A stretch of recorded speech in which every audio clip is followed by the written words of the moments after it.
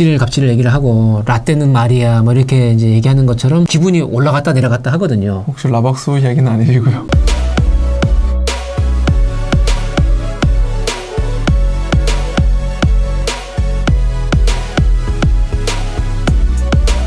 네, 여러분 안녕하세요. 노동신문을 읽어주는 남자 로이남입니다.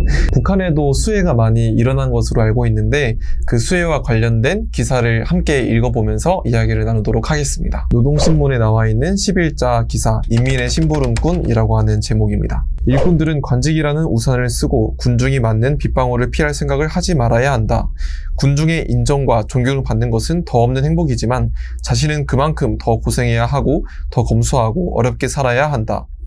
당과 대중을 이어주는 숨결이 되고 혈맥이 돼야 할 일꾼들이 제9시를 못해 인민의 믿음에 티가 생길 때 그때부터 우리의 성세에 보이지 않는 실금이 그어진다.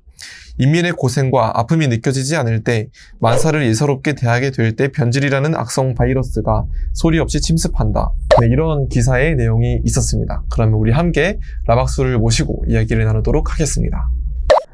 라박수님 안녕하세요. 안녕하세요. 오늘 뭔가 좀 분위기가 더 좋아 보이시네요. 모자도 쓰고 나오시고. 네, 제가 원래 좀 모자를 안 쓰고 있었는데 주변에 상당히 많은 사람들이 탈모에 대한 얘기를 해서 로잉남 채널이 지금 구독자가 이렇게 많지 않은 이유가 저희 탈모라고 얘기하는 분들이 많아가지고 아유 감사합니다.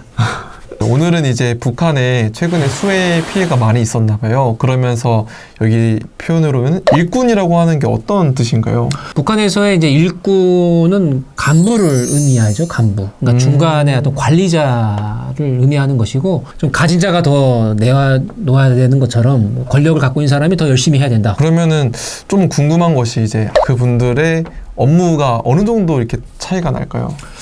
업무는 뭐 잘 모르겠는데 네.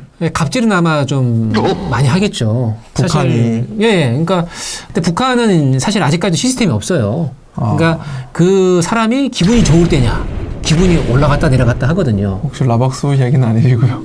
저는 아니고요. 그래서 기분이 좋을 때는 또 동그라미 해주는데 기분이 안 좋을 때는 또 X고. 근데 기분이 좋냐라고 하는 것은 또 뭔가 보이지 않는 것들을 이렇게 주거나. 그러한 것을 주냐 안 주냐에 따라서 또 달라지는 거죠. 그런 것들이 워낙 북한은 또 횡행하고 있기 때문에 이 간부들이 그런 거에 좀 흔들리지 말고 오히려 인민의 밑으로 더 들어가서 열심히 해야 된다라고 하는 걸 계속 강조하는 거죠. 그래서 이제 수해 관련된 내용이 있기 때문에 수해 피해 관련해서도 이야기하지 않을 수가 없을 것 같은데 북한에 보면 이재민이 막 몇백만 명 단위로 있더라고요. 왜 그렇게 되는 걸까요? 8월 달에도 이제 수해가 좀 심했죠. 우리 네. 남한 쪽에서도 사실 수해가 심했고 근데 북한은 더 비가 많이 오는 것도 있지만은 그만큼 화천이나 이 강이나 이런 것들이 좀 정비가 안 돼 있다라고 하는 거죠. 항상 그 나뭇가지나 뭐 나뭇잎 같은 것들이 하천에 이게 정비가 안 돼 있으면은 물이 금방 오면은 다 불어나거든요. 두 번째는 북한은 이제 산에 주로 밭을 많이 또 개간하거든요. 그래서 밭작물을 거기다 많이 심다 보니까 사실 기존에 나무나 이런 것들이 있으면은 그래도 버틸 수 있는데 한 번에 그냥 탁 사사키로 나가지고 쓸려가는 경우가 많죠. 네. 예. 아유. 그래서 그 수해 관련해서 네. 엄청 어려울 때 서로 돕고 도우면 좋잖아요. 그렇죠. 근데 제가 알아본 바로는 과거에 북한에서 남한의 이제 수해 피해가 굉장히 극심했을 때 대남 수해 지원을 한 적이 있었다라고 들었는데 네, 혹시... 웬만한 사람은 모르는데. 그러니까 지금 우리 입장에서는 항상 남에서 북을 도와주는 것을 생각을 많이 하잖아요. 네.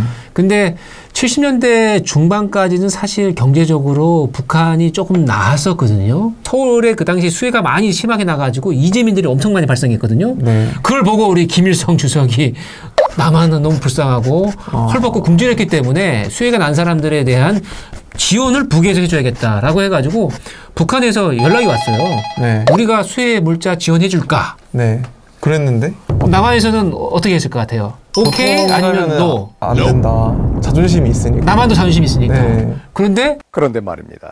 남한에서 지원해달라고 한 거예요. 당연히 김일성 주석도 당연히 남한에 지원해줄까 했을 때 남한에서 노라고 얘기할 거라고 예상했었던 거예요. 네. 말을 했으니까 또 지원을 해줘야 될 거 아니에요. 그때서야 이제 북에 있는 여러 가지 이제 물자들을 다시 모아놓고 네. 지원을 하게 되는 그 과정이 있었거든요.